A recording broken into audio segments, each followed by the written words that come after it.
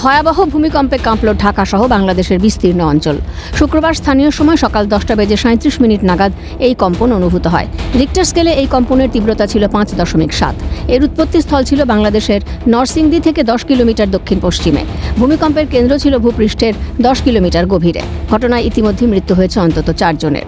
এদের মধ্যে পুরনো ঢাকার বংশালে একটি ভবনের রেলিং ভেঙে পড়ায় 3 পথচারীর মৃত্যু হয়েছে। অন্যদিকে নারায়ণগঞ্জের রূপগঞ্জ উপজেলায় একটি ভবনের দেওয়াল ধসে মৃত্যু হয়েছে এক শিশুর। এই ভয়াবহ ভূমিকম্পে জখম হয়েছেন অন্তত 50 জন। তাদের চিকিৎসা চলছে বাংলাদেশের বিভিন্ন হাসপাতালে। জানা গেছে, কম্পনের জেরে রাজধানী ঢাকা, নারায়ণগঞ্জ ও নরসিংদী সহ বাংলাদেশের বিভিন্ন জায়গায় ব্যাপক আতঙ্ক ছড়িয়ে পড়ে।